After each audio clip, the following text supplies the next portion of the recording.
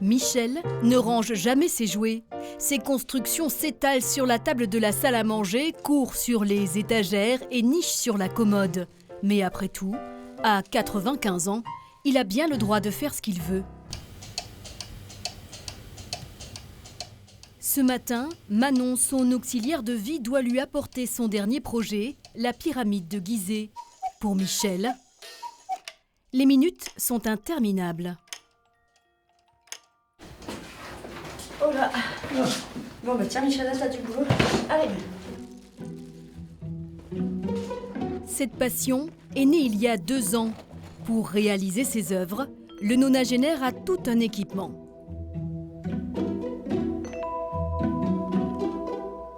Pour être plus précis, j'ai ma lampe.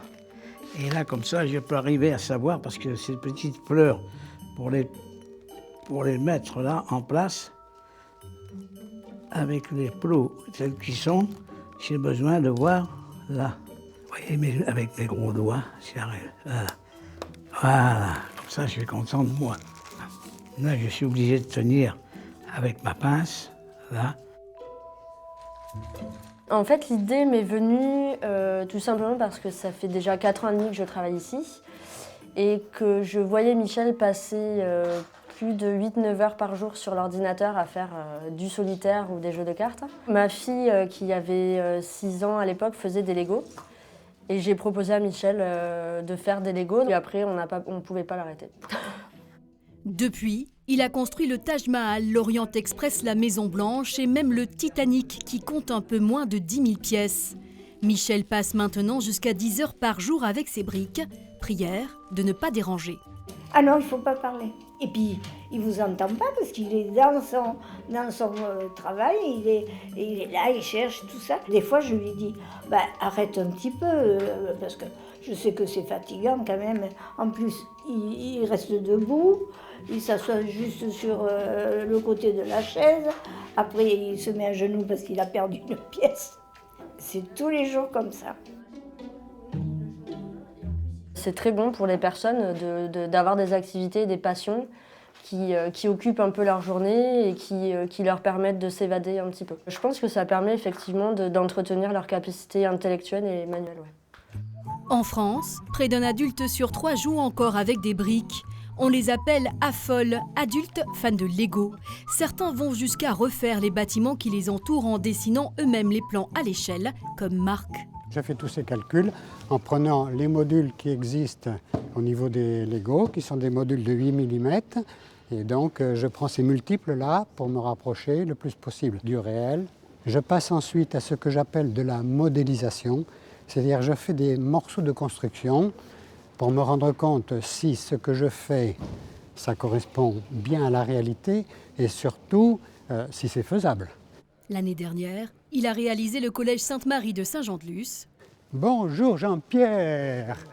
À la demande du directeur de l'établissement.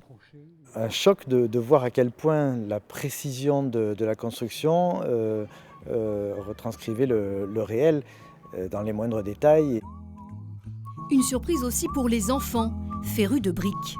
Les jeux de construction font partie des jeux qui reviennent le plus souvent parmi les élèves de CM2 qui nous rejoignent. Et pour eux, c'est assez structurant de créer, d'imaginer, de construire. Une activité structurante et exigeante. Pour concevoir et construire le collège, Marc a travaillé 2 mois. Évidemment, quand je fais ça, je suis aux abonnés absents. Du moins officiellement. Je ne vais pas dire que je m'endors avec des Legos dans la tête, mais quelquefois, quand je suis en train de construire et que je dois chercher comment je dois faire, là, j'y pense. Et oui, quand on aime, on ne compte pas. Aujourd'hui, Michel est de sortie, juste pour le plaisir des yeux. Oh, que c'est joli! C'est meublé comme il faut à l'intérieur. Oh, c'est beau, il y a la table, le couvert est mis. Je vois la tasse rouge. Ça me calme, je suis tranquille. Oh, je rêve. Certains m'ont dit que j'étais fou. Je leur dis non, pas du tout, non. Pas fou, non. Juste une passion Presque une addiction. La toiture est au bon niveau et la flèche est à la hauteur par rapport au reste. Marc a attrapé le virus très tôt.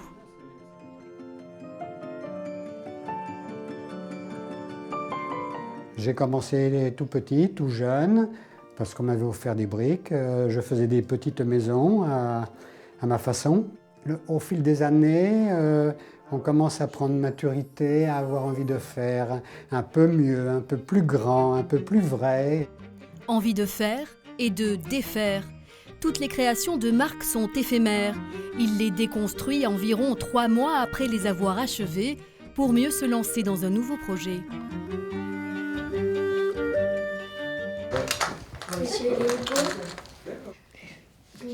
Wow, c'est joli.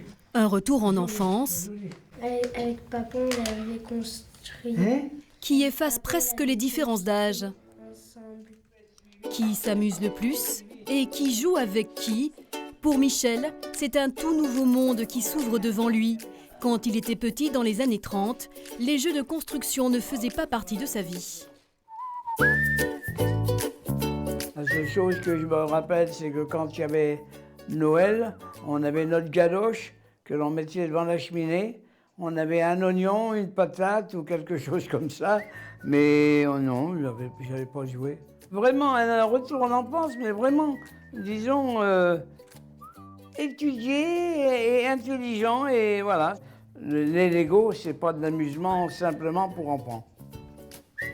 Du moins, tout dépend de ce que l'on entend par enfant. Certains, comme Michel, se cachent derrière quelques rides et des cheveux blancs pour mieux savourer les moments passés à construire une nouvelle page de leur vie.